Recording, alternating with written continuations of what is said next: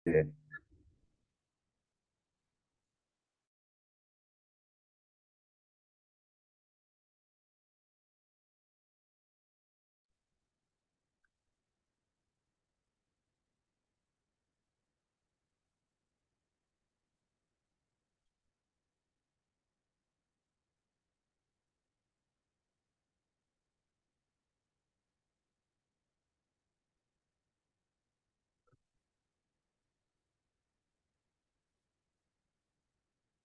oke, sudah terlihat. Silakan dimulai. Baik, selamat malam Pak Imam dan teman-teman sekalian. Kami dari kelompok C akan presentasi pertemuan terakhir hari ini terkait skills for optimizing leadership as situation change. Nah, di kelompok C sendiri ada Mas Dian Ahmad Rizky, kemudian Mbak Maria Stefania, dan saya sendiri Sylvia Rahmi. Nah, mungkin kita langsung aja. Next slide, Mbak.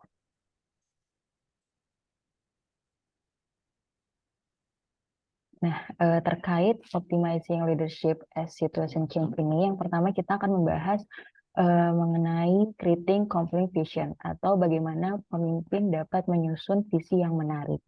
Nah, next Mbak.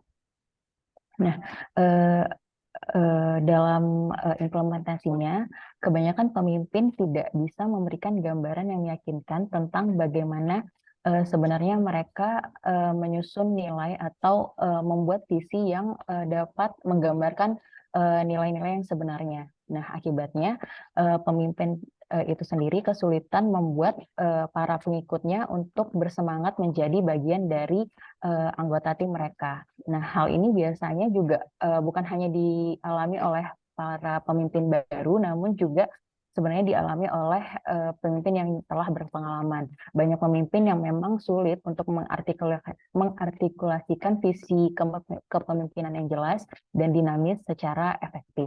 Nah, namun sebagai followers kita ini sebagai anggota tim pasti ingin tahu kemana arahnya dan kemana arah dan tujuan dari tim kita yang kita ikutin ini. Nah, kita juga ingin tahu bagaimana kita sendiri dan bersama anggota tim yang lain bisa mencapai tujuan dari tim kita ini.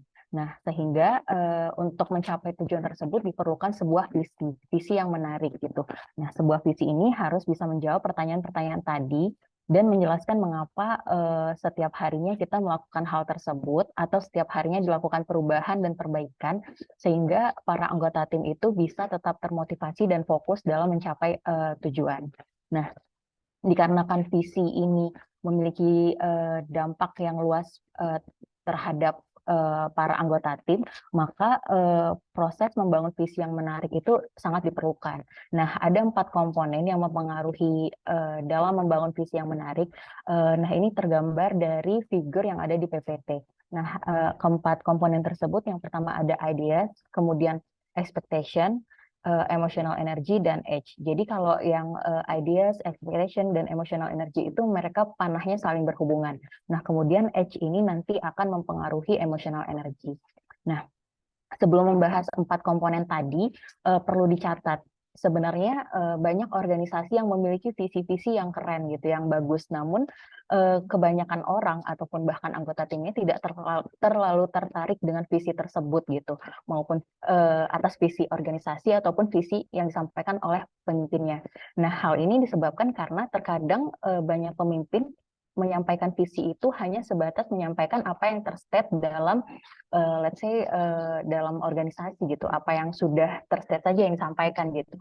Uh, Biasanya juga para pemimpin ini dalam menyampaikannya itu melalui pidato formal atau misalnya seperti presentasi yang dilakukan pada acara-acara formal. Nah, ini orang-orang cenderung merasa tidak apa ya, tidak tertarik atau bahkan tidak terlibat dalam ketika si pemimpin tersebut melakukan atau menyampaikan visi dengan cara-cara yang tadi atau bisa dibilang cara yang kaku gitu. Nah, orang-orang akan terlibat atau merasa bersemangat ketika pemimpin itu akan menyampaikan visi yang memang sudah menarik, namun juga cara penyampaiannya itu bisa bisa berbeda, misalnya menggunakan cerita, analogi, ataupun pengalaman pribadi.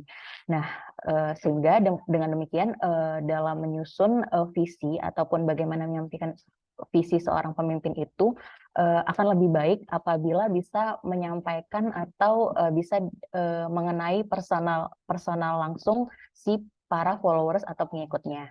Nah, bagaimana caranya?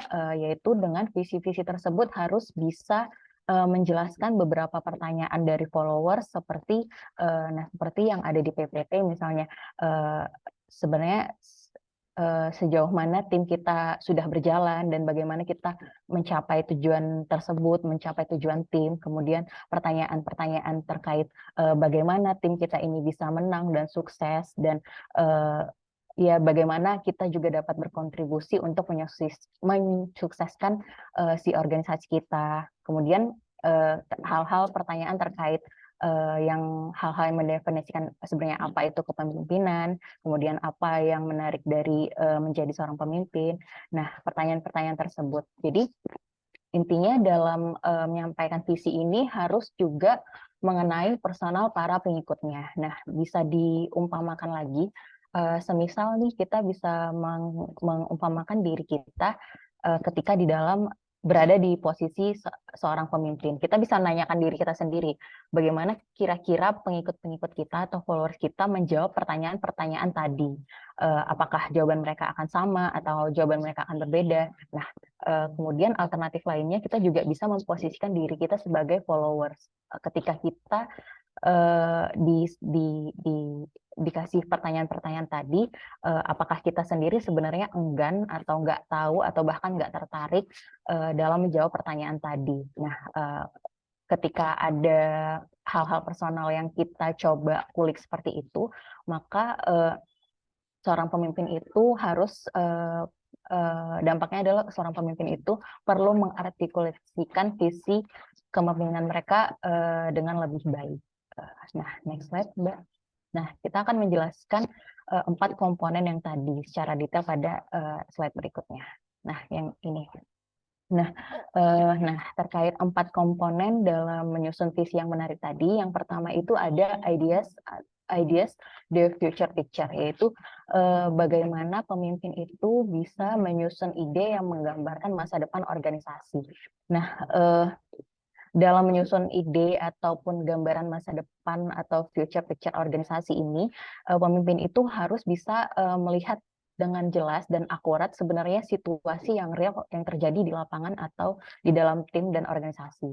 Nah, pemimpin itu harus bisa mengidentifikasikan dengan jelas misalnya saat ini kondisinya apakah tim kita bekerja dengan baik, kemudian apa yang tidak dilakukan dengan baik oleh anggota tim kita, atau apa tantangan yang sedang dihadapi oleh tim kita.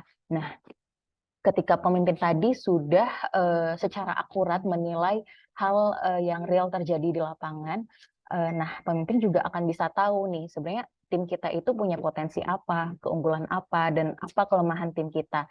Nah, ketika pemimpin bisa mengidentifikasi hal tersebut, maka step selanjutnya barulah pemimpin itu bisa menentukan dengan jelas rencana ke depannya tim ini seperti apa, atau future picture dari tim kita.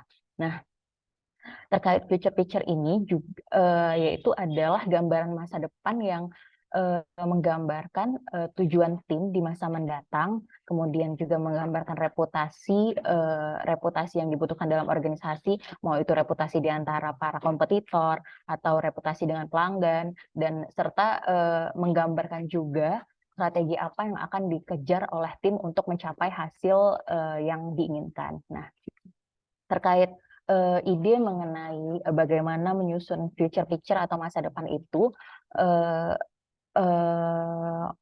nah, pemimpin juga harus bisa menjelaskan kenapa dalam untuk menuju gambaran masa depan yang diinginkan, ada beberapa hal yang harus dilakukan, seperti ada beberapa perubahan.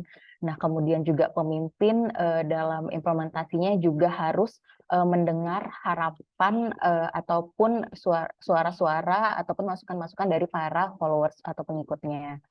Nah,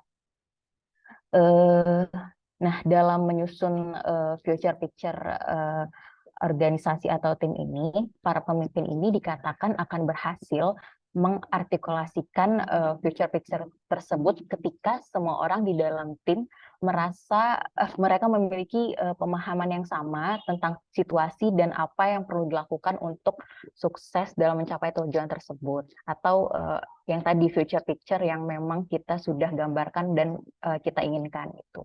Nah, kemudian komponen yang kedua untuk membuat visi yang menarik adalah terkait ekspektasi, values dan performance standards, yaitu dalam dalam menyusun visi tentunya kita untuk mencapai sebuah ekspektasi tertentu. Nah, dalam mencapai ekspektasi tersebut perlu diatur value serta standar performance dari tim kita atau organisasi kita. Nah, jadi intinya visi yang disusun ini perlu menggambarkan dengan jelas ekspektasi pemimpin terhadap perilaku anggota tim gitu.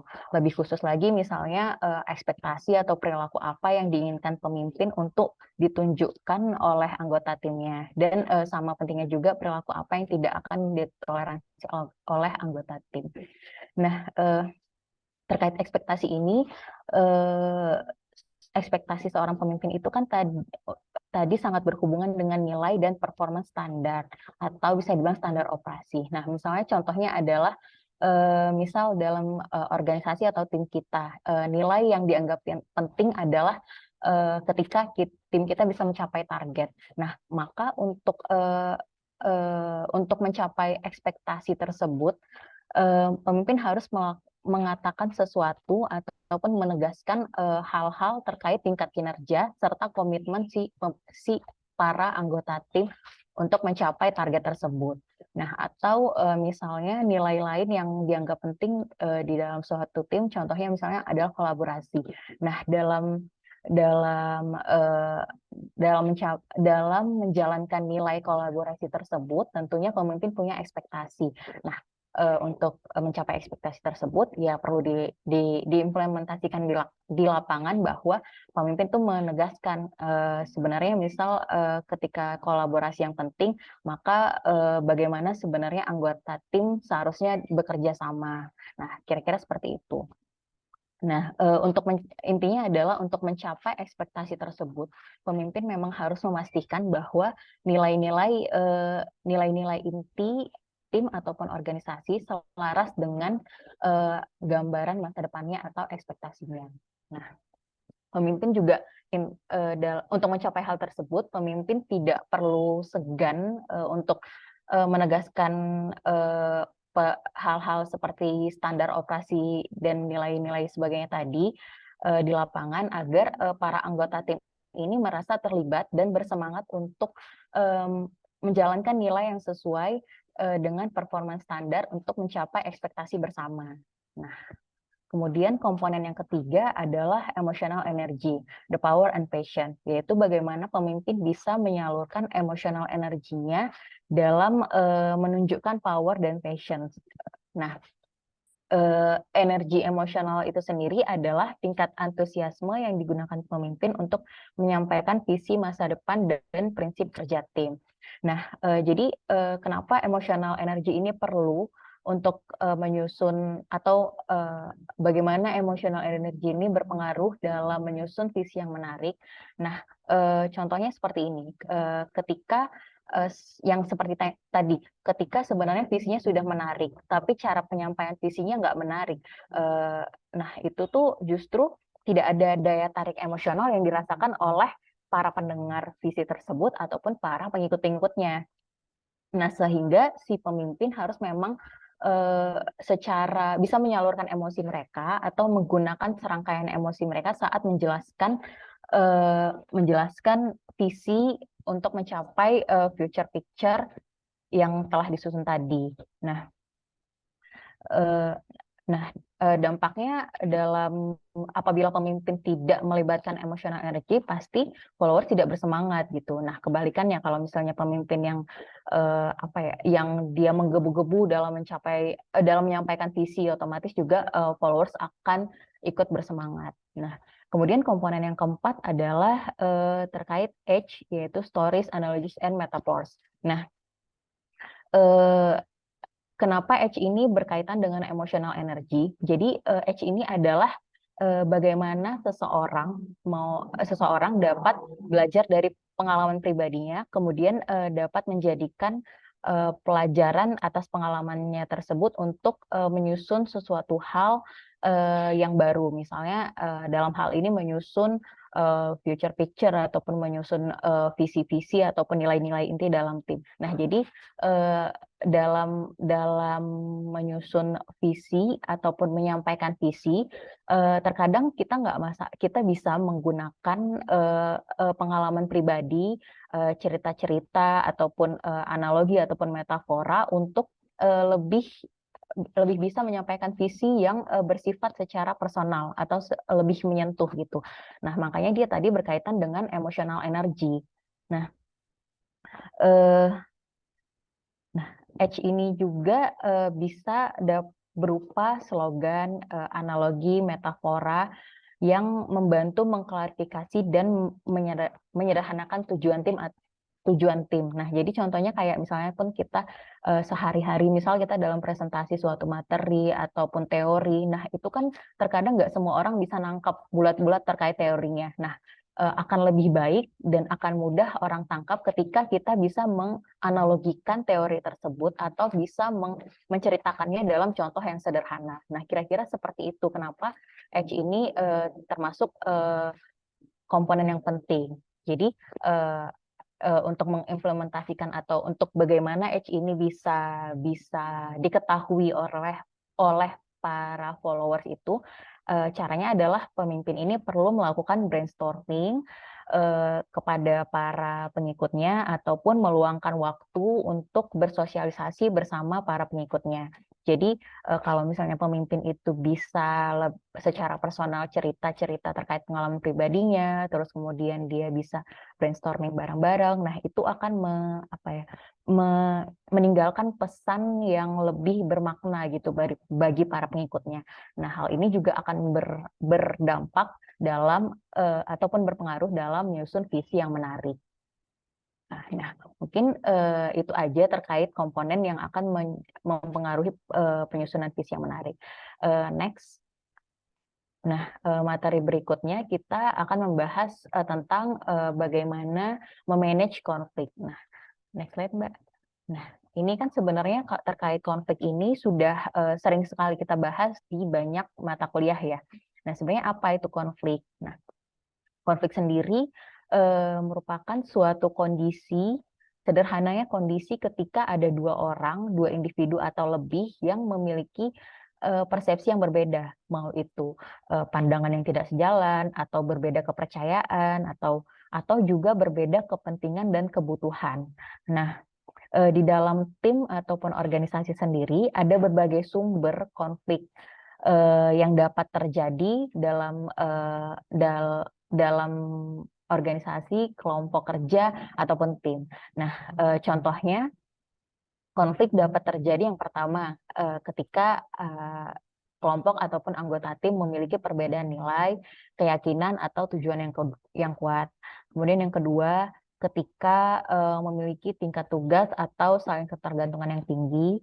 Kemudian yang ketiga, para anggota tim bersaing untuk mendapatkan sumber daya atau suatu penghargaan yang langka. Kemudian yang keempat, ketika anggota tim berada di bawah tingkat stres yang tinggi. Atau yang kelima, para anggota tim menghadapi tuntutan yang tidak pasti atau tidak sesuai, yang menciptakan ambiguitas peran dan konflik peran. Nah, terkait konflik, konflik juga bisa terjadi ketika para pemimpin bertindak dengan cara yang tidak konsisten dengan visi dan tujuan yang telah mereka nyatakan untuk organisasi.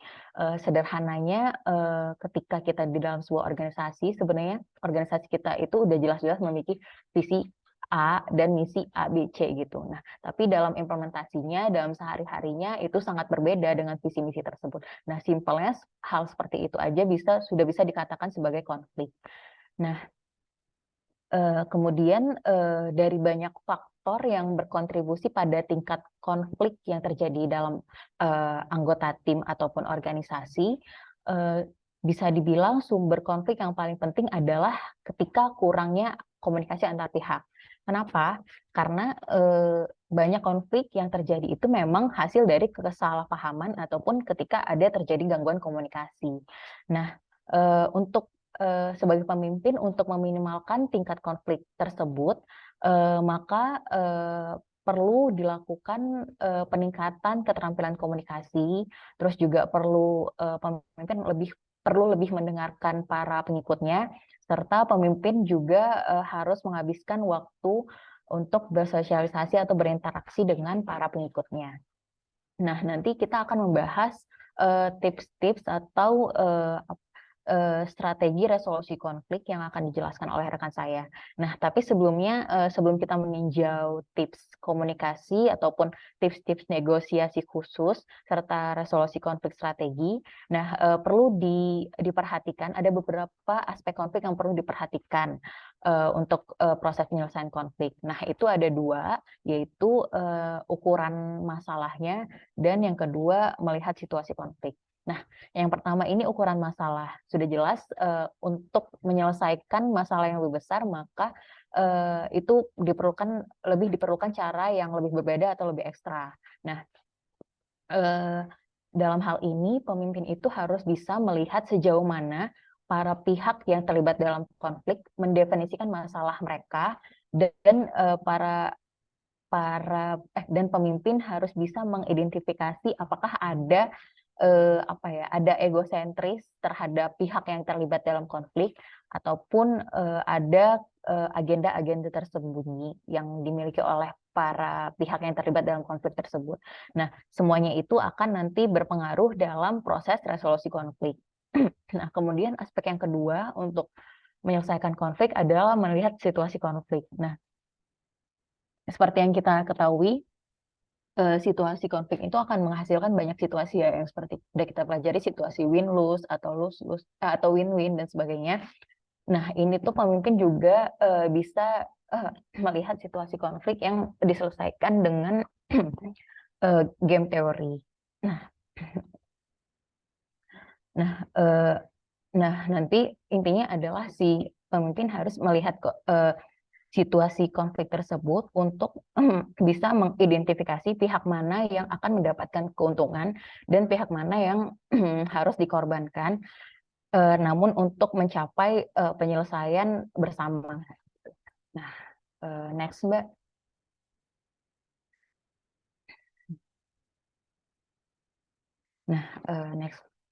Nah, yang selanjutnya yang kita bahas dulu adalah apakah sebenarnya konflik ini selalu buruk gitu. Nah, ini kan sebenarnya ambigu ya. Terkadang seperti gambar yang di paparan itu ada yang bilang tanpa konflik kita juga nggak bisa bertumbuh ataupun berkembang. Nah, jadi sebenarnya sejauh ini konflik itu memang cenderung dianggap aspek yang negatif, terutama dalam kelompok, tim ataupun organisasi.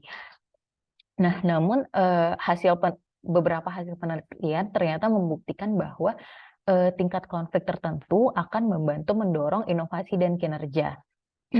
Nah, di mana konflik yang meningkatkan produktivitas kelompok dipandang sebagai konflik yang bermanfaat, dan sebaliknya konflik yang menghambat kinerja kelompok dipandang sebagai kontraproduktif. Nah, jadi nggak selamanya konflik itu buruk gitu. Nah, ada pun beberapa efek positif dan negatif dari konflik. Nah, ini bisa dilihat dalam figur di paparan. Nah, beberapa dampak ataupun kemungkinan positif dari konflik itu yang pertama ada increase effort, kemudian bagaimana feelings get aired atau kita juga bisa menyampaikan atau mengutarakan perasaan, kemudian dampak baiknya adalah kita bisa lebih mengerti orang lain, kemudian juga kita akan bereffort ataupun peka untuk melakukan perubahan, kita juga bisa menjadi lebih baik dalam mengambil keputusan dan lain sebagainya. Nah, kemudian ada juga memang dampak negatif dari konflik seperti ya yang sudah pasti mengurangi atau menurunkan produktivitas, kemudian juga mungkin akan ada lag dalam komunikasi, kemudian ada negative feeling, stres, dan lain sebagainya. Nah, sejalan dengan dampak konflik tersebut, para peneliti telah menemukan bahwa konflik ini memang dapat menyebabkan perubahan radikal dalam kekuatan politik serta perubahan dinamis dalam struktur ataupun desain organisasi. Nah, oleh karena itu nanti akan perlu dilakukan strategi resolusi konflik. Nah, ini akan dijelaskan oleh rekan saya, Mas Dian. Next.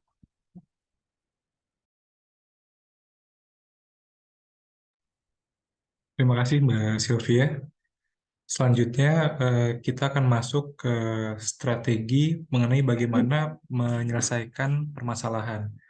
Nah, di sini dapat dilihat pada grafik di sebelah kiri bagaimana terdapat kondisi atau peran-peran dari para pihak yang kemudian mempengaruhi bagaimana kita menyelesaikan konflik yang terjadi. Nah, di sini para tiap-tiap pihak yang terlibat dalam konflik tentu saja mempunyai tingkatan bagaimana kemudian dari sisi assertiveness-nya, apakah dia secara tegas mendorong keinginannya atau kemudian dari sisi lain unasertif atau tidak tegas dalam uh, mendorong tujuannya. Kemudian dari sisi lain untuk sumbu X-nya bisa dilihat bagaimana kemudian para pihak itu apakah kooperatif atau tidak kooperatif. Nah, di sini digambarkan dari dot yang paling kiri yaitu asertif dan unkooperatif itu ada strategi competition. Di sini merefleksikan keinginan untuk mencapai suatu dengan mengorbankan orang lain. Nah, di sini untuk strategi ini lebih ke arah win-loss orientation. Kemudian yang kedua ada strategi accommodation, di mana ini kebalikan dari strategi kompetitif dengan menyerah kepada kepentingan pihak lain dibandingkan diri sendiri. Nah, ini merupakan bentuk appeasement strategi atau untuk meredakan, memberikan kepada pihak lain dengan mengambil posisi akomodatif. Kemudian yang ketiga sharing, di mana pendekatan ini berupa kompromi antara domination and appeasement. Nah, kedua belah pihak memberikan sesuatu dan mendapatkan sesuatu. Maka yang terjadi adalah kedua pihak tidak terpuaskan secara penuh. Kemudian yang keempat, collaboration atau kolaboratif ini memiliki tingkat asertif tinggi dan juga kooperatif, di mana upaya ini atau strategi ini memuaskan kedua belah pihak. Sehingga strategi ini merupakan bentuk integrasi antara kepentingan pihak-pihak yang terkait. Kemudian yang kelima, avoidance atau penghindaran merupakan bentuk ketidakpedulian terhadap kepentingan para pihak. Sehingga di sini pemimpin kemudian menarik dirinya atau mengabaikan konflik yang terjadi. Nah, apakah kemudian pendekatan yang satu lebih baik dari yang lain? Hal ini sebenarnya bergantung kepada nilai-nilai yang dipegang oleh masing-masing organisasi atau masing-masing pimpinan yang terlibat dalam konflik tersebut, atau juga erat kaitannya dengan situasi yang dihadapi. Nah, di sini contohnya mungkin ketika menghadapi suatu kondisi mendesak dan kemudian kepentingan dari organisasi yang dipimpin itu vital dan harus didapatkan, maka organisasi atau pemimpin dapat mengambil langkah kompetitif sehingga kemudian tidak memperhatikan pihak lain dan mendorong kepentingan sendiri untuk berhasil atau didapatkan, sehingga lebih ke arah win dan lainnya dan pihak lainnya lose. Atau juga dari sisi lain bisa juga untuk menyelesaikan masalah dapat menggunakan kompromi atau akomodatif. Di sini perusahaan memberikan atau pemimpin yang memimpin organisasi memberikan ruang kepada pihak lain untuk ikut kepada kepentingannya. Kemudian dalam konflik resolution strategi ini sendiri, untuk memenangkan konflik dari pihak lain sebenarnya bukan hanya berbicara kemenangan dari sisi short term, tapi juga pemimpin harus dapat mendorong resolusi dengan memandang jauh ke depan, dengan membangun hubungan kepercayaan bersama kedua belah pihak. Jadi sebenarnya idealnya yang diharapkan dari konflik tersebut adalah win-win solution, yaitu kedua pihak terpuaskan. Walaupun memang idealnya win-win solution ini sangat sulit untuk didapatkan. Selanjutnya,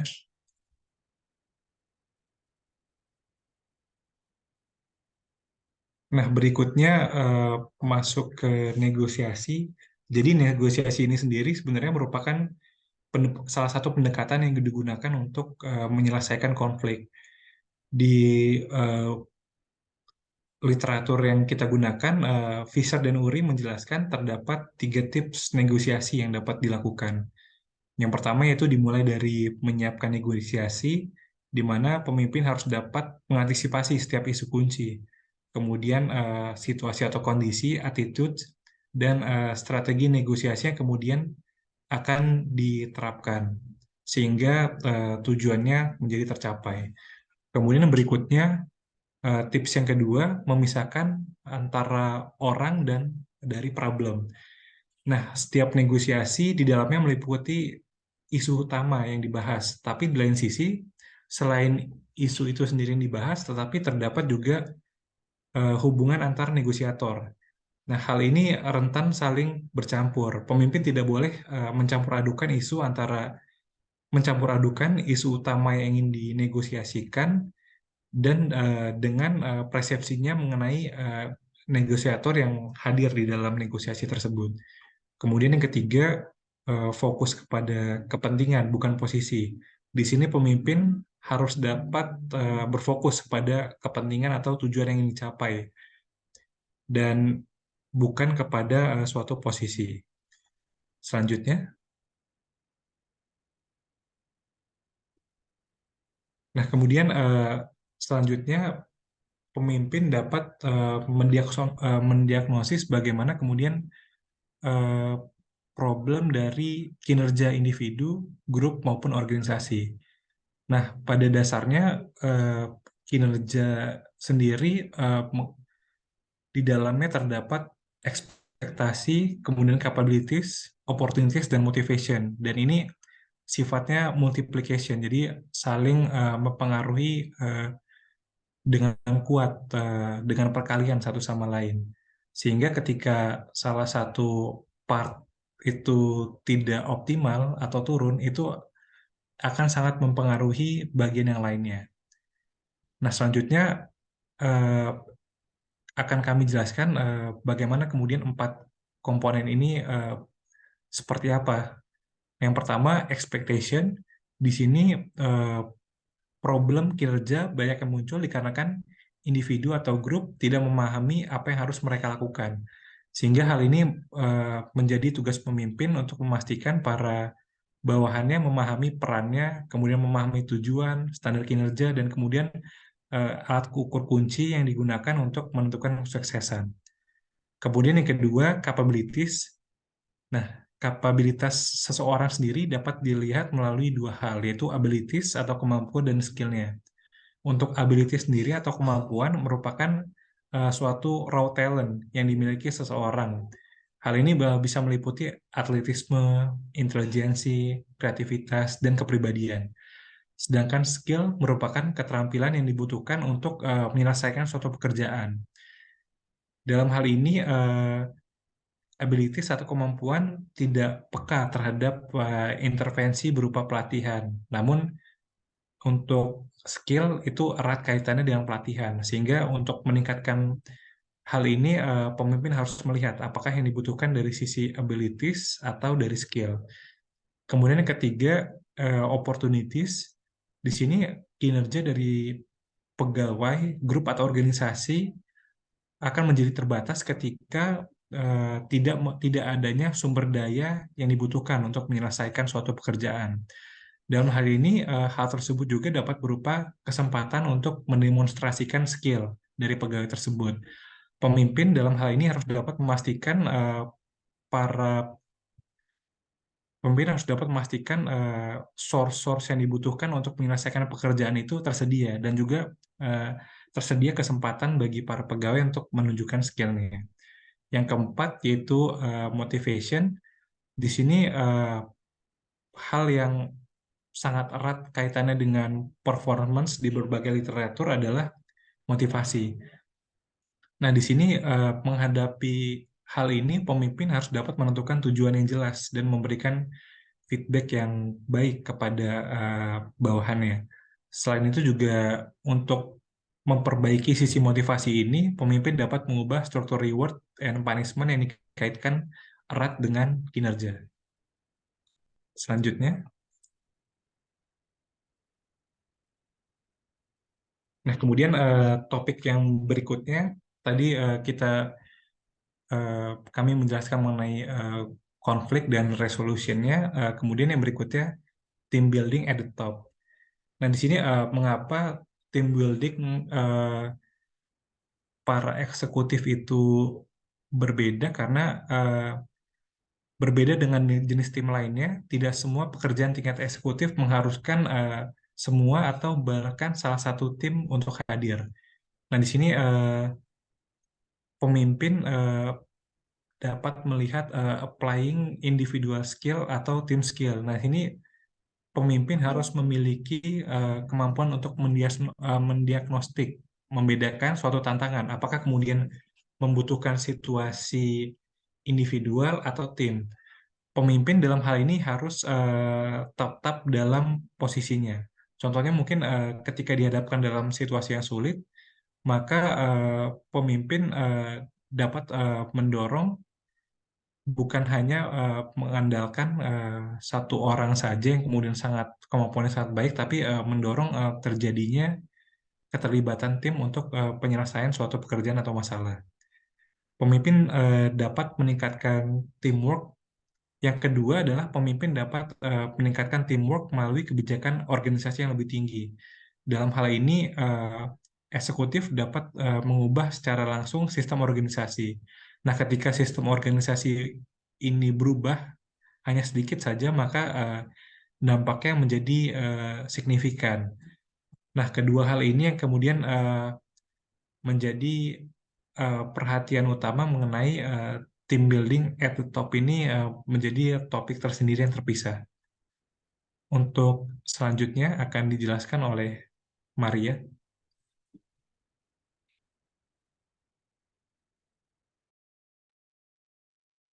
Baik, terima kasih penjelasannya. Apakah suara saya terdengar? Iya, sudah terdengar. Terdengar ya. Baik. Jadi selanjutnya ini akan dibahas mengenai adanya beberapa perilaku pemimpin yang malah dapat membuat kegagalan bagi timnya, tetapi sebetulnya itu bukan yang dimaksudkan oleh pemimpin itu. Namun hasil dari kegagalan yang ditimbulkan karena ada perilaku pemimpin yang kurang tepat itu tentu dapat menghasilkan beberapa atau serangkaian pelajaran yang berharga yang akhirnya disebut sebagai tripwire lessons. Jadi tripwire ini kan kayak kabel perangkap gitu ya. Jadi ketika ada dikenai oleh misalnya kalau kita mau merangkap hewan yang diburu gitu ya, ada kontak fisik, nah itu baru ada bunyi alarmnya, nah seperti itu. Jadi ketika pelajaran itu timbul, nah itu memberikan suatu tanda bahwa oh ada sesuatu yang kurang tepat, tetapi dari hal itu bisa dipelajari.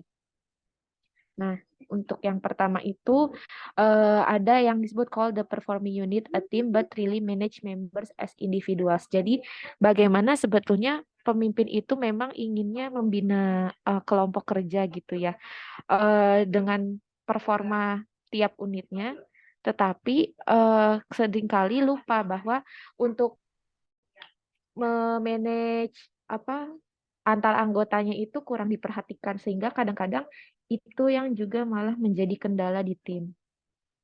Kemudian selanjutnya ada create an inappropriate authority balance. Maksudnya adalah di mana pelaksanaan otoritas yang diberikan dari pemimpin itu kadang-kadang juga menjadi halangan atau kendala bagi tim. Maksudnya adalah penugasan yang hampir diberikan semua otoritasnya kepada tim itu kadang membuat tim itu malah berjalan ke arah yang tidak tepat gitu. Tapi sementara ada beberapa manajer atau pemimpin yang mempertahankan otoritasnya sendiri dan mendiktekan prosedur kerja, dan dalam prosesnya malah kehilangan kerjasama oleh tim karena timnya kurang suka gitu ya, dan merasa itu tidak sepenuhnya efektif seperti itu. Kemudian ada juga di buku itu dijelaskan bahwa ada temuan-temuan bahwa manajernya itu juga sebetulnya nggak harus menyesal ketika menemui kesalahan tersebut, karena banyak hal yang harus memang selalu dilakukan itu tidak harus menyenangkan oleh semua anggota tim, meskipun harus menugaskan otoritas yang penuh kepada tim untuk menyelesaikan pekerjaannya itu tetap harus dilaksanakan, sehingga anggota tim itu bisa memahami dan menerima tanggung jawab bahwa pemimpin itu mempercayakan kapabilitas mereka untuk memutuskan bagaimana mereka akan melakukan pekerjaan seperti itu. Kemudian untuk yang ketiga, ini agak panjang, bisa dibaca juga ya oleh teman-teman, tetapi intinya adalah untuk yang ketiga ini, misalnya desain pekerjaan itu yang biasanya berfokus pada individu, seringkali bergesekan dengan struktur yang sudah dibangun selama bertahun-tahun dalam organisasi. Misalnya ketika manajer itu mencoba memberdayakan timnya gitu ya, sehingga memberikan otoritas yang tadi ya kepada anggota timnya, dan tetapi struktur dari organisasinya sendiri ini tuh masih grey atau masih kurang jelas. Sebetulnya harapan manajernya adalah gimana caranya supaya dengan otoritas yang diberikan, para karyawannya ini bisa kreatif gitu ya, bisa mengerahkan seluruh tenaga. Mungkin teman-teman, apakah ada yang pernah merasakannya di tempat kerja gitu ya? Tetapi sebetulnya menderita gitu karyawannya karena nggak jelas gitu strukturnya, sehingga mereka pun eh, kebingungan karena tugas-tugas yang ada definisinya itu hanya dalam istilah umum, dan komposisi grupnya juga berubah-ubah, lalu batasan otoritas timnya ternyata seakan-akan juga terbatas, sehingga seperti ada harapan palsu di tengah para karyawan seperti itu. Kemudian untuk yang tripwire yang keempat, tentang organizational support sih ya, yang sering terlupa, di mana sebetulnya ketika pemimpin tidak dapat memberikan support yang baik gitu ya, timnya itu bisa kinerjanya memburuk atau bahkan jatuh, maksudnya bisa di bawah potensi yang sebetulnya dimiliki gitu. Karena komitmennya pun akan menjadi berkurang ketika tidak disupport. Kemudian antusiasme awal dari para karyawan yang tinggi pun juga gampang berubah jadi kecewa gitu. Karena memang sejatinya memberikan dukungan kepada tim, terutama dalam organisasi yang dirancang itu bukanlah usaha yang mudah gitu ya. Karena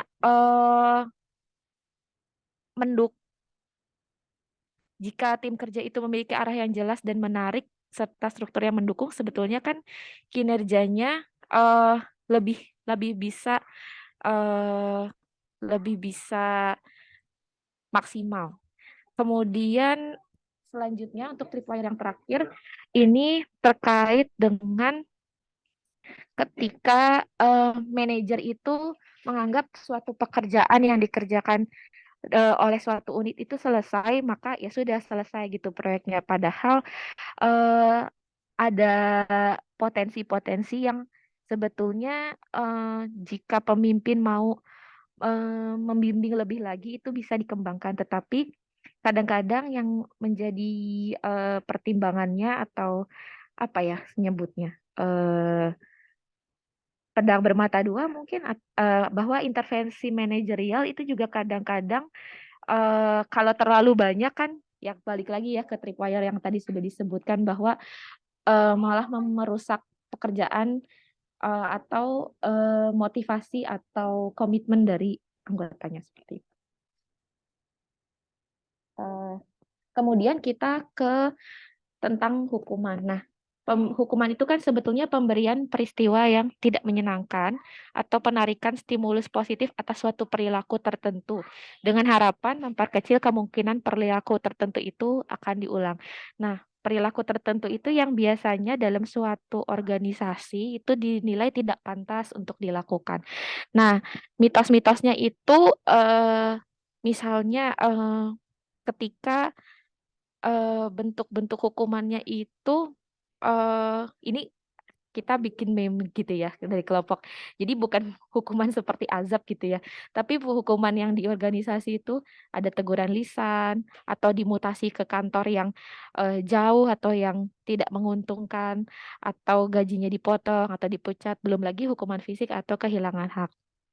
Nah, eh, banyak yang diyakini bahwa hukum itu bisa mempengaruhi kinerja pengikutnya lebih baik, padahal tergantung juga. Nah, hukuman aja misalnya bisa terasa itu tuh sebagai hukuman jika dialami oleh yang mendapatkan. Misalnya saya dihukum, oh saya merasa itu hukuman, tapi misalnya Sylvie dan Gian yang tidak terpengaruh, yang tidak mengalami, ya dia merasanya ya bukan apa namanya, bukan hukuman gitu ya, tidak mempengaruhi juga gitu loh, apa namanya, tidak mempengaruhi hidupnya gitu.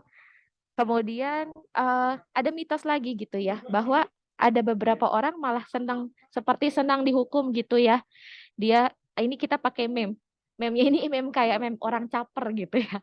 Sebetulnya kalau di buku itu dijelaskan bahwa orang yang merasa hukuman itu bentuk perhatian. Misalnya kalau di buku itu contoh anak kecil gitu ya, dia berulah yang aneh supaya orang tuanya hukum karena ya dia membutuhkan perhatian. Tapi ternyata di lingkungan organisasi, di unit kerja juga mungkin ada yang quote and quote orang caper gitu ya, bahwa dia sengaja melakukan suatu hal yang memungkinkan dia dihukum karena ada keyakinan bahwa nanti dia jadi tenar dan dia itu merasakan manfaatnya dari ketenaran. Dikenal seperti itu ya, tetapi dengan perilaku yang seperti itu kan dia berarti tidak selalu ada pencapaian tidak memuaskan atau perilaku yang tidak diharapkan. Maka untuk dia berkembang ke level selanjutnya tentu akan lebih sempit, bahkan tidak ada. Jadinya mungkin ya dia akan hanya tetap sebagai followers aja. Mungkin dia tidak bisa step up untuk menjadi leader. Nah, menurut Arfi dan Ivan Shevik, penggunaan hukuman itu menghasilkan yang pertama adanya efek samping emosional yang tidak diinginkan pada pihak penerima. Nah, biasanya kalau efek samping emosional ini kan macam-macam ya responnya. Nah, khawatirnya juga ada jadi demotivasi. Nah, kemudian tidak etis dan tidak manusiawi dan sebetulnya itu jarang berhasil. Jadi mitos bahwa hukuman itu membuat jera itu ya hukuman membuat jera itu ya bisa jadi mitos. Jadi tergantung bagaimana diimplementasikannya. Karena bisa jarang berhasil alias tidak menghilangkan perilaku yang tidak diinginkan, tidak menjamin bahwa perilaku yang tidak diinginkan itu diulang. Nah, untuk melihatnya sebenarnya bagaimana ya untuk memberikan hukuman itu. Nah, di buku itu dijelaskan ada past oriented punishment dan future oriented punishment. Kalau ini kami mencoba mengimplementasikannya dari contoh, nggak tahu nih teman-teman masih sempat nonton Netflix apa enggak ya. Pada past oriented itu pemberian hukuman itu sebatas pembalasan atas kesalahan masa lalu. Nah, tapi hukuman yang jenis-jenis seperti ini pada akhirnya akan dipertanyakan secara etis gitu ya.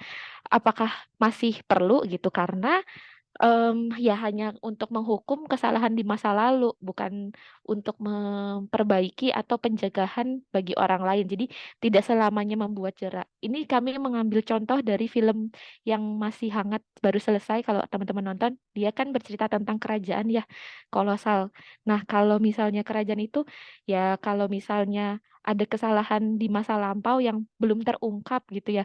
Ternyata terungkapnya di masa sekarang. Oh, berarti kamu mengkudeta raja ya. Sudah kamu dihukum padahal ya udah berlalu dan sebetulnya nggak berdampak-dampak amat gitu. Semoga contohnya tepat gitu ya. Kemudian untuk yang future oriented punishment itu ya memberikan hukuman yang diharapkan membantu untuk memperbaiki perilaku sehingga dapat efektif mengurangi atau menghilangkan perilaku yang tidak diinginkan. Ini kami ambil contoh adalah ini ada judulnya This was Singapore before Lee Kuan Yew transformed it. Jadi seperti yang kita ketahui Bapak pembangunannya Singapura itu kan Lee Kuan Yew ya yang disebut ya bertangan dingin gitu ya. Dimana kalau teman-teman yang sudah pernah ke Singapura atau sudah pernah melihat-lihat foto atau video orang travel ke sana bersih, rapi dan terkenal dengan dendanya gitu ya. Jadi padahal ya zaman dulunya gini-gini juga mungkin mirip-mirip lah sama yang ada di mana ya di Jakarta bagian utara gitu ya, banyak kampung kumuh gitu ya di kali atau di pinggiran bantaran sungai atau di tepi-tepi laut yang pada akhirnya bisa ditertibkan. Ya tentu pasti dalam proses itu ada hukuman atau ya berupa denda gitu ya. Kayak kalau kita sekarang kalau yang dulu saya pernah dengar sangat terkenal itu denda dilarang meludah gitu ya atau chewing gum, makan permen karet itu ada hukumannya gitu. Nah, itu yang diharapkan kalau kita ada ya saya membayangkan gitu Lee Kuan Yew waktu mentransformasikan itu tuh punya future oriented gitu. Dia berharap bahwa di masa depan itu menjadi lebih baik, menjadi habit yang bagus dan menetap gitu dan berdampak indah di masa depan. Nah, terkait hukuman, hubungan hukuman, kepuasan dan kinerja, kalau bahasa Inggrisnya punishment, terus kepuasan itu kepuasan sebentar, kok saya lupa. Atau teman-teman ada yang bisa bantu? Bentar. Kepuasan itu satisfaction, aduh ya, dan performance gitu ya teman-teman. Nah, terkait 3 hal ini gitu kan, kalau kita sering baca jurnal mungkin lebih sering menganggapnya hukuman ini akan berdampak negatif gitu kepada satisfaction dan kepada performance. Tapi di buku dijelaskan banyak penelitian dengan hasil yang bermacam-macam. Misalnya yang pertama, ketika hukuman itu sebetulnya dapat mengklarifikasi peran dan harapan sekaligus mengurangi ambiguitas peran gitu ya. Sehingga penggunaan hukuman yang bijaksana dan tepat dapat terjadi dan dapat memberikan kepuasan pada pengikutnya. Di mana tingkat hukumannya serta cara penerapannya itu bisa secara dramatis berbeda dan faktor-faktornya juga bisa mempengaruhi hasil. Kemudian ada eksperimen Snake yang mempelajari efek perwakilan dari hukuman di mana dalam uji coba itu mempekerjakan mahasiswa untuk pekerjaan yang temporer, kemudian ketika diberikan jam kerja gitu ya, secara gamblang di apa ya, akan ada pengurangan gaji atau ada ancaman akan untuk mengurangi gaji gitu ya.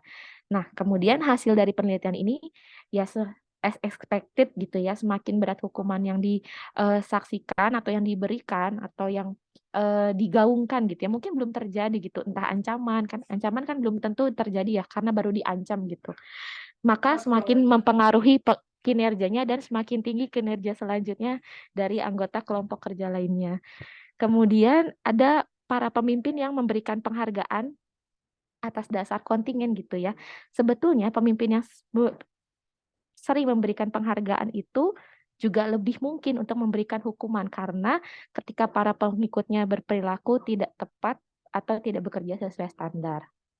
Nah, ada bukti penelitian juga bahwa hukuman itu ya tadi ya dapat menyebabkan hasil organisasi yang positif jika diberikan dengan benar karena dapat membantu atau meningkatkan kepuasan kerja, kemudian mengurangi ambiguitas peran dan tingkat ketidakhadiran. Terus kalau pemberian tingkat hukumannya tidak bijaksana dan secara intens atau dengan cara yang berubah-ubah gitu ya, kan bikin kesel gitu ya mungkin ya, sehingga berdampak buruk juga pada unit kerjanya, di mana nanti kekompakan kelompok gitu ya, yang berdampak duluan jadi lebih apa ya, kekompakannya berkurang, ada yang merasa apa ya dirugikan seperti itu. Kemudian ada ketidakpuasan pengikut yang tinggi dan akhirnya males gitu ya, atau nggak tertarik lagi untuk bekerja. Dan itu tentu berdampak pada penurunan performa dalam jangka panjang. Nah, perihal memberikan hukuman gitu ya.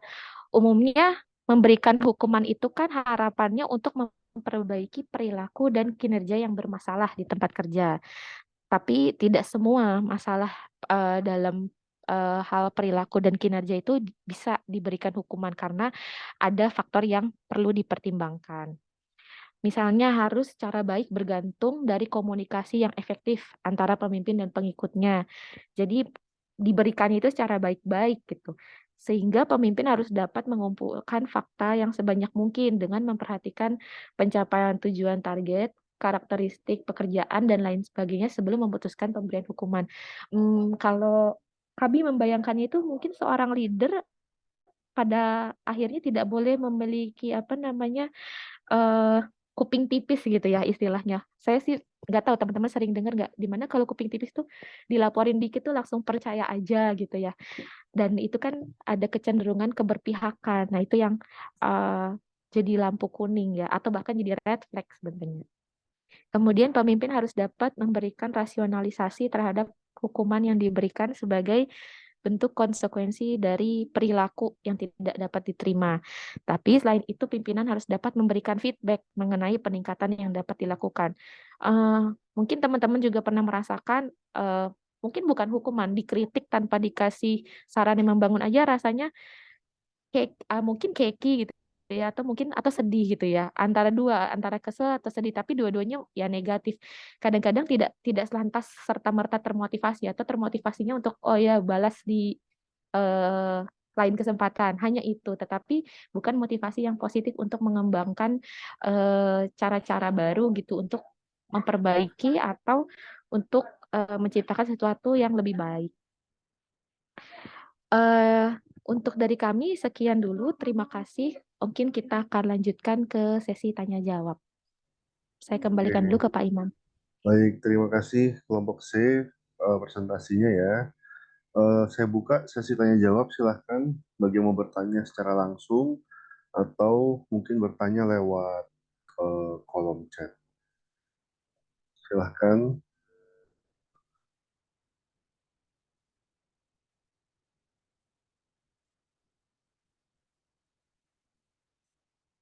Apakah ada yang mau? Oke, ada satu dari Mela.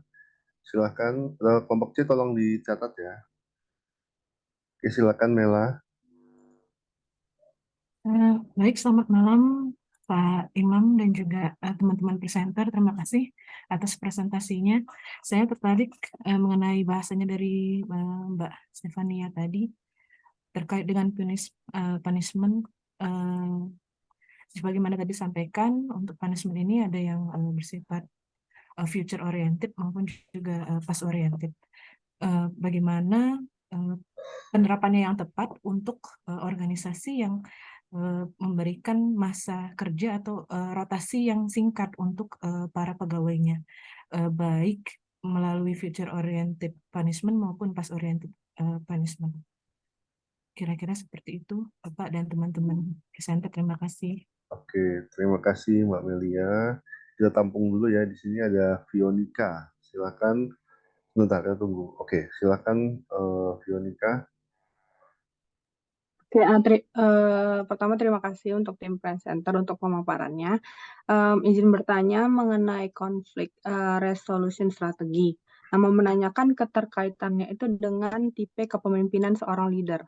Nah, menurut kelompok presenter, apakah ada kecenderungan tipe pemimpin dalam hal memilih strategi atau pendekatan untuk menyelesaikan konflik? Misalnya tipe pemimpin yang karismatik itu cenderung memilih strategi A atau bagaimana? Ya, terima kasih. Oke, pertanyaan yang bagus dari Fionika. Terima kasih.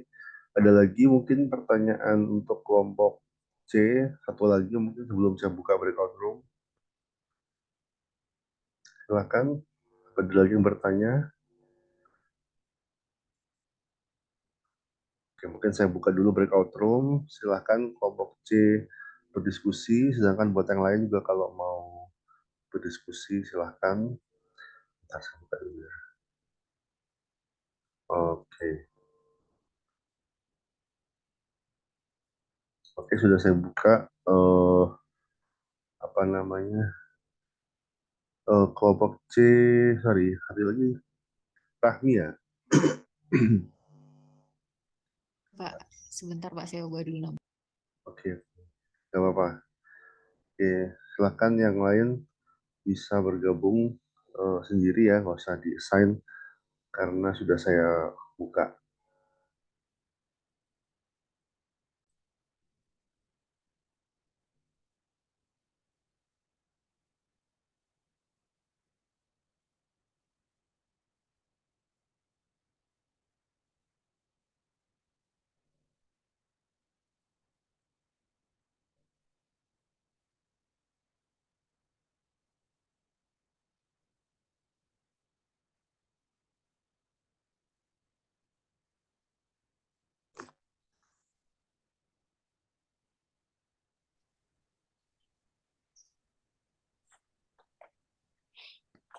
Oke, selamat datang kembali semuanya di main room.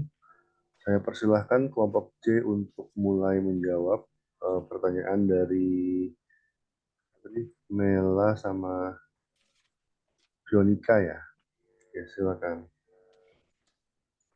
Baik, izin Pak Imam, saya mencoba menjawab pertanyaan dari Mbak Mela terkait punishment antara future dan past oriented itu bagaimana penerapannya untuk pekerja dan kerjanya itu rotasinya cepat gitu. Nah, menurut kelompok kami, jadi ketika sebenarnya rotasi pegawainya cepat, untuk yang future oriented itu bisa dilakukan dengan berupa teguran lisan, kemudian kemudian juga seperti teguran-teguran ringan ataupun berupa surat penalti SP1, SP2. Nah, itu kan ketika itu diterapkan saat seorang pegawai ataupun karyawan melakukan kesalahan, nah ke depannya dia akan cenderung tidak melakukan kesalahan itu lagi. Nah, meskipun dia sudah tidak di instansi ataupun perusahaan yang sama. Nah, kalau yang past oriented menurut kelompok kami itu ketika punishment yang diberikan itu bisa mengkat mengkat perilaku karyawan saat itu juga. Jadi kami mencoba mencari contoh, salah satunya misal di sebuah kementerian atau instansi pemerintahan itu kan ada berupa kode etik pegawai ya. Salah satunya misalnya yang terkait tidak boleh ada hubungan antara rekan kerja.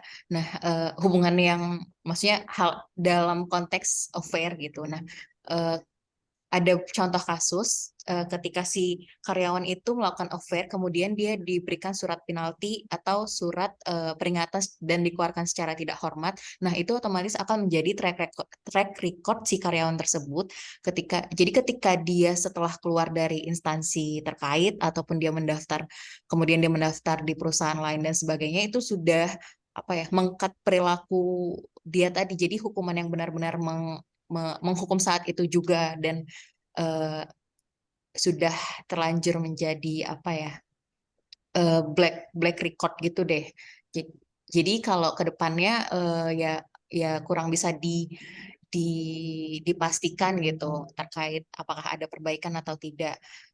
Nah, jadi menurut kami pas oriented itu memang untuk suatu kesalahan-kesalahan yang sangat krusial gitu. Nah, kalau future oriented itu memang untuk perilaku yang kalau bisa memperbaiki si karyawan tersebut. Mungkin kira-kira dari kelompok kami seperti itu. Jadi ketika si pegawainya ada atau tidak di perusahaan tersebut, yang pas oriented dia sudah mengangkat perilaku tersebut, dan kalau yang future dia akan tetap lebih baik lagi di perusahaan ataupun instansi selanjutnya. Mungkin Mas Gen ada yang mau ditambahkan? Atau mungkin mohon koreksinya Pak Imam. Oke. Dari Gian, apakah ada yang mau ditambahkan? Atau Siapa? dari Sudah cukup, Pak. Oke. Dari Mela gimana? Apakah ada pertanyaan lanjutan atau mau ada klarifikasi mungkin? Ya Pak, kalau dari saya sepertinya sudah terjawab Pak. Oke. Ini. Oke. Jadi mungkin yang pertama, setiap punishment itu seharusnya orientasinya adalah future ya. Jadi bagaimana punishment tersebut bisa mencegah terjadinya pengulangan di masa depan, baik dari orang yang berbuat, jadi pelaku ya, maupun dari orang-orang yang mengetahui. Jadi future punishment itu bagaimana penerapan punishment itu bisa mencegah terjadinya pengulangan hal yang serupa dalam organisasi, tidak hanya bagi yang dipunish, tetapi orang-orang yang melihat punishment tersebut.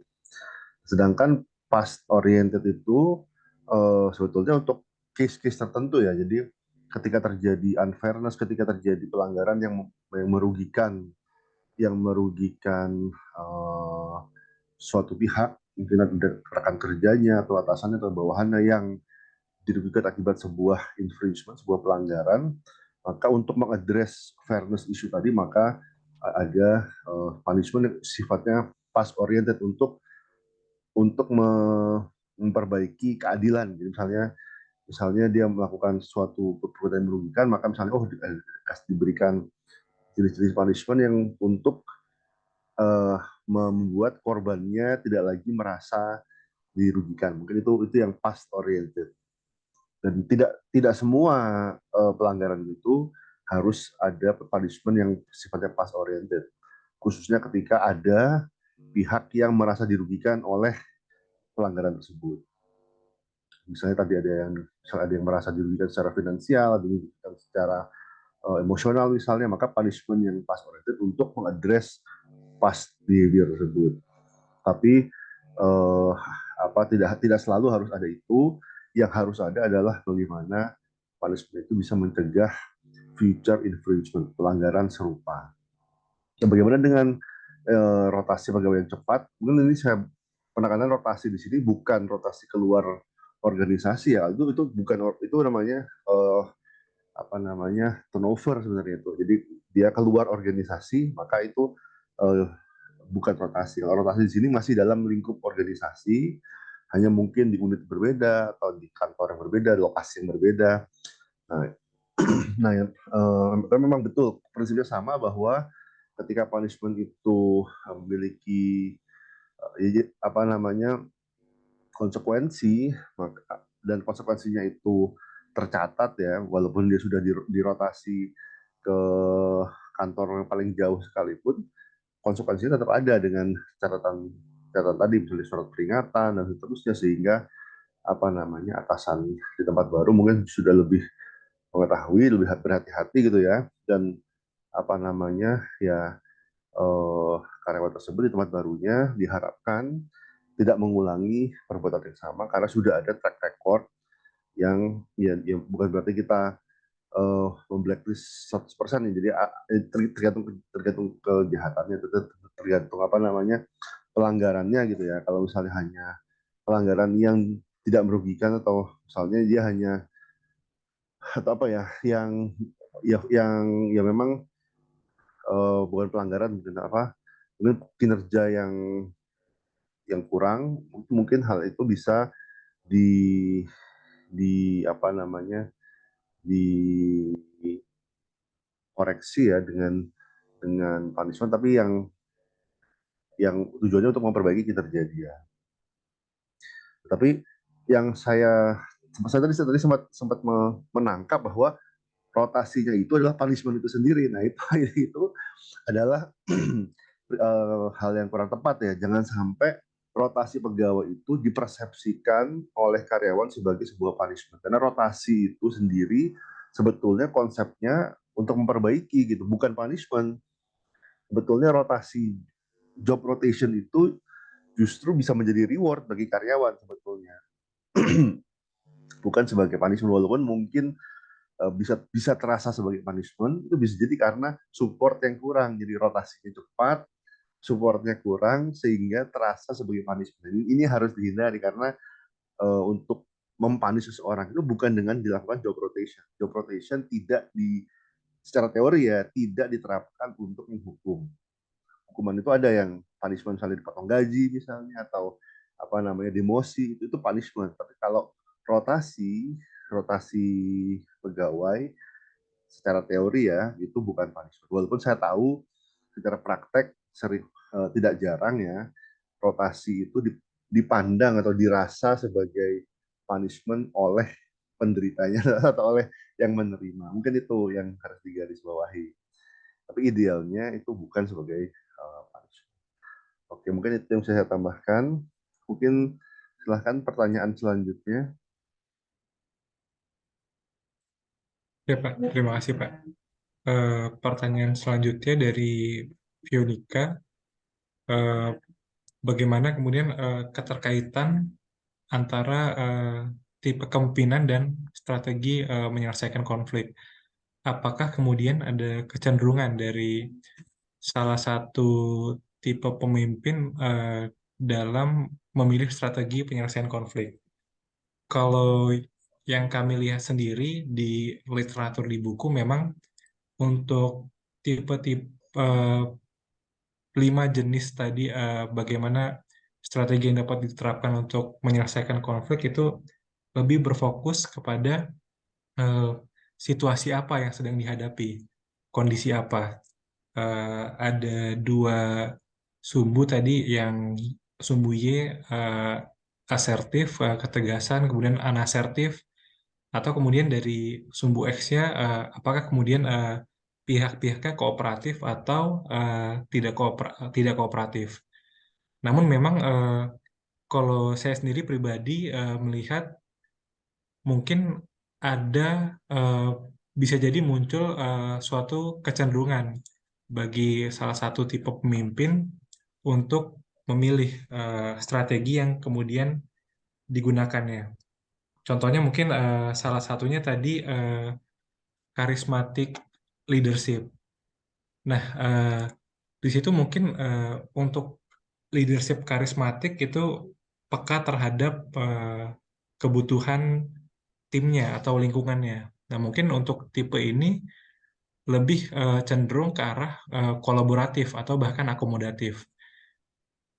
Kemudian sama halnya juga servant leadership misalnya.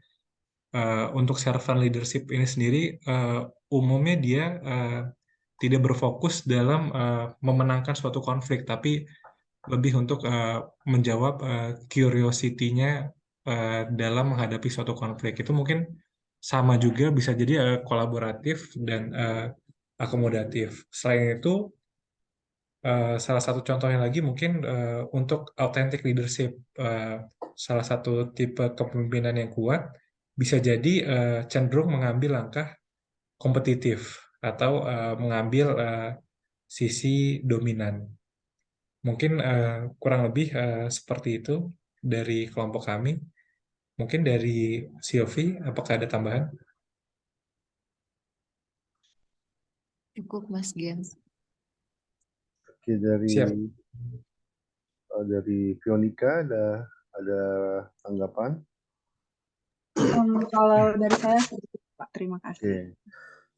Ya, oke. Jadi memang betul ya bahwa ada sepertinya ada keterkaitan antara tipe kepemimpinan dengan kecenderungan tertentu untuk memilih strategi tertentu, terutama tadi apakah dia orientasinya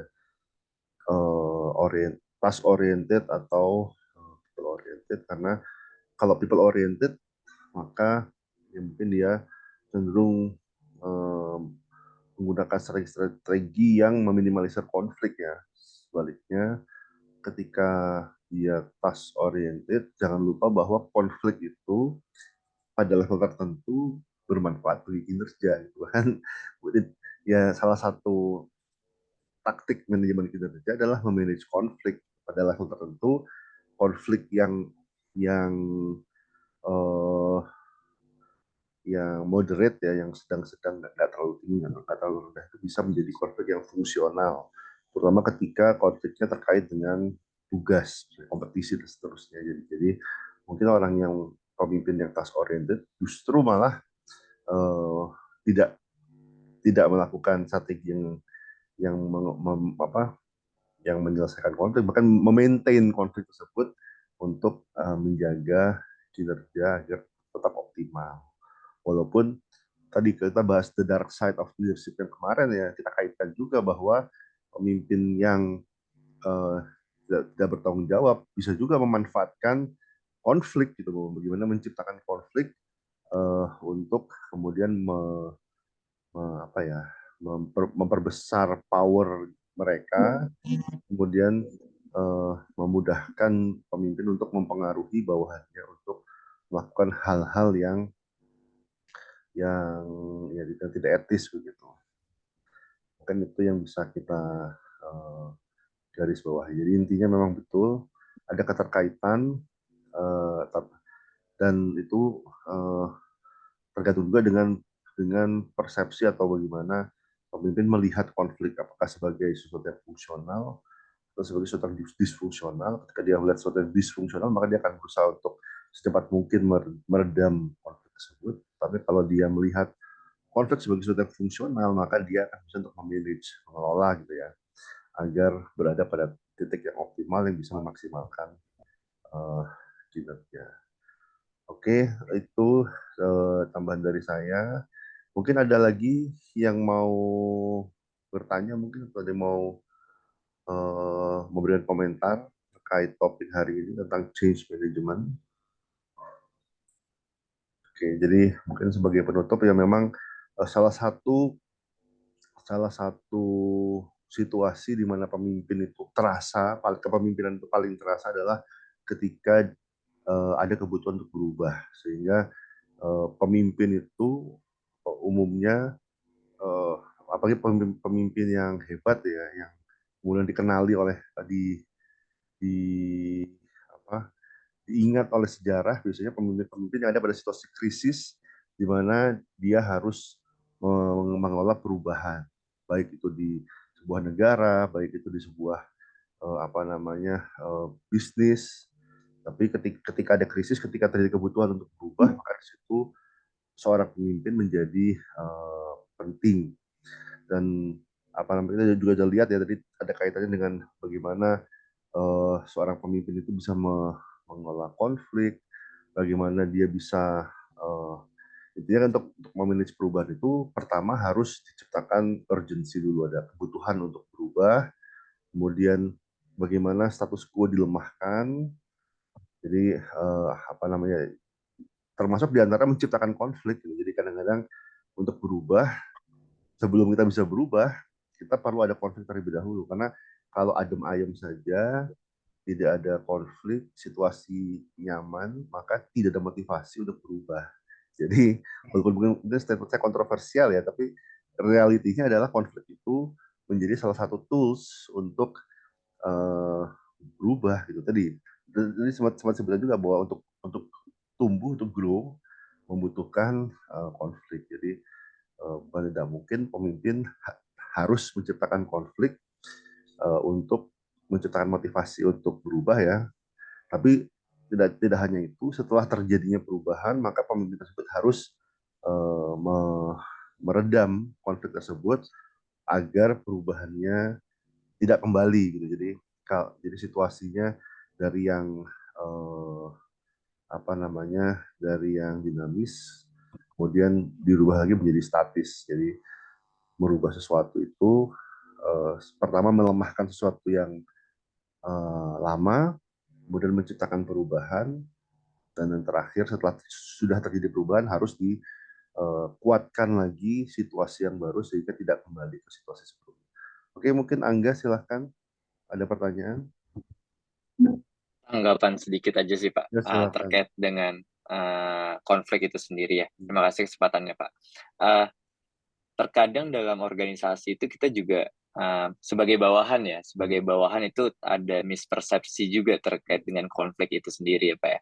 Kayak misalnya kita tidak bisa menutup mata ada posisi-posisi atau formasi dalam organisasi itu yang cenderung atau jauh lebih enak dibandingkan dengan posisi yang lain misalnya. Dan ketika dia sudah lama di situ, lalu kemudian dia juga sudah merasakan benefit ataupun manfaat baik secara langsung maupun tidak langsung terhadap posisi itu, lalu kemudian dia dipindah, muncul mispersepsi sendiri dari benak si pegawai yang bersangkutan misalnya. Nah, padahal dia pindah itu memang karena untuk meningkatkan pengalaman dia di unit lain yang memang secara tuntutan, secara pace itu jauh lebih challenging daripada posisi yang lama misalnya. Nah, kadang memang kondisi-kondisi tersebut itu bisa menimbulkan apa ya, perasaan tidak nyaman juga dari si pegawai yang bersangkutan. Saya salah apa sih sampai saya harus dipindah? Padahal nggak ada salah apa-apa, cuman memang dari sisi pemimpin berharap bahwa ketika dia pindah, dia bisa menambah exposure kapabilitasnya dia di bidang lain, lalu kemudian pengalamannya juga menjadi lebih beragam. Nah, mungkin itu sih Pak Betul. tambahannya, dan lebih ke bagaimana cara pemimpin sih dalam mengkomunikasikan keputusannya ya, kebijakan yang diambil ya, karena memang kita tidak bisa menutup mata sih, memang ada kondisi-kondisi di mana ya mispersepsi ini timbul karena adanya kurang komunikasi mungkin ya, kurang komunikasi dari pemimpin dan pegawai yang bersangkutan. Mungkin itu sih Pak tambahan sedikit. Oke, terima kasih Angga ya. Betul ya tadi terkait dengan mungkin tentang rotasi tadi ya, bahwa apa namanya ketika tidak dikomunikasikan dengan baik, kemudian yang dirotasi merasa posisi yang baru itu lebih nggak enak, apakah dari sisi tugas dan tanggung jawab lebih berat, atau sisi misalnya mungkin tunjangannya atau perks-nya lebih kecil misalnya ya, sehingga merasa walaupun kan bisa jadi bahkan promosi tapi ternyata membuat apa namanya reward-nya berkurang. Kayak misalnya yang saya tahu ya, beberapa orang sales nggak mau dipromosikan jadi manajer sales. Kenapa? Karena pendapatannya justru turun gitu, bukannya naik malah turun. Dia lebih besar reward-nya sebagai salesperson dibandingkan sebagai manajer sales. Itu yang seperti itu memang nggak mau harus dipahami. Gitu. Tapi ya tadi memang komunikasi, dan menurut saya ya kita nggak boleh maksa juga sebetulnya kalau memang seseorang itu tidak mau atau tidak berkenan untuk dirotasi, ya percuma kalau dirotasi. Artinya kalau memang kita berniat untuk apa namanya memberikan improvement ya, tapi kalau dipersepsikan sebagai hukuman, maka itu tidak akan menjadi improvement gitu, malah membuat jadi motivasi. Jadi pertama-tama harus consent dulu, harus makanya. Tapi memang ini saya nggak tahu kalau di PNS tidak seperti itu ya caranya. Tapi kalau di perusahaan, di swasta, ya seharusnya sebelum rotasi itu harus ada proses panjang, nggak boleh sebenarnya nggak boleh secara sepihak dirotasi kemudian apa namanya tanpa ada diskusi lebih dulu, hasilnya malah demotivasi, kontraproduktif. Padahal yang kita harapkan dengan rotasi tadi membuat karyawan itu misalnya siap untuk dipromosikan misalnya. Tapi kalau ternyata dia nggak mau dipromosikan, ada juga orang yang seperti itu kan ya. Sebetulnya jangan dipaksa gitu ya. Mungkin kita berikan kesempatan kepada orang lain yang lebih bersedia untuk dipromosikan. Mungkin itu. Oke, terima kasih Angga masukannya. Oke, sudah jam 9 ya. Jadi mungkin kita sudahi pertemuan kita. Ini pertemuan terakhir ya. Mungkin yang berikutnya ada ujian, ada UAS. UAS-nya akan open book, tapi no gadget. Jadi offline. Teman-teman harus datang ke ini ya, ke Salemba. Kemudian boleh bawa buku, boleh bawa print out catatan, tapi tidak boleh buka gadget. Jadi offline. Kemudian soalnya sesuai silabus. Mungkin ada kasus. Jadi ada kasus, kemudian ada beberapa pertanyaan. Ya, mungkin itu sih yang bisa saya sampaikan. Intinya kisi-kisinya sama dengan silabus. Poin-poinnya sama dengan apa yang ada di silabus. Kemudian open book, terus no gadget. Izin tanya, Oh Pak, ya, silakan. tulis tangan atau ketik ya, Pak? Nah, karena no gadget otomatis tulis tangan tuh. Karena no gadget ya, kalau misalnya ketik ya inilah apa namanya, memang kalau diketik positifnya adalah apa namanya lebih rapi, lebih mudah gitu ya. Tapi kalau boleh diketik nanti ribet lagi, harus ada nyediain kabel buat laptop. Ini terlalu kompleks. Mungkin untuk ujian ini tulis tangan aja. Siap, Pak. Oke. Kemudian apa lagi ya? Oh iya, terus untuk tugas kelompok yang yang leadership ya, jangan lupa dikumpulkan, tapi dikumpulkannya online saja kalau untuk yang tugas leadership kelompok, tugas akhir kelompok dikumpulkan secara online via emas, deadline-nya pada hari H ya, pada hari H ujian. Kemudian itu sih dua poin yang perlu digarisbawahi. Oke, ada lagi yang mau ditanyakan mungkin tentang tugas akhir dan juga tentang UAS? Oh iya Pak, Ya, kalau silakan. pengumpulannya itu setiap mahasiswa atau Satu aja. Yang satu aja penting, ya? Oke. yang penting ada namanya ya, ada nama anggota. Oh iya. Gitu. Oke, ada lagi yang mau tanyakan? Oke, kalau nggak ada, terima kasih banyak ya selama setengah semester ini. Saya juga mohon maaf kalau ada kesalahan. Kalau nggak bisa offline ya. Belum bisa offline. Offline-nya cuma saat ujian aja. Semoga-moga tidak menjadi masalah. Oke, mungkin itu saja dari saya. Terima kasih banyak. Semoga kita ketemu di lain kesempatan ya, di perkuliahan yang lain. Assalamualaikum warahmatullahi wabarakatuh. Selamat malam. Semoga tetap sehat selalu ya semuanya. Waalaikumsalam warahmatullahi Waalaikumsalam Terima kasih, Pak. Pak. Terima kasih Oke, Pak. sama-sama. Saya end meeting.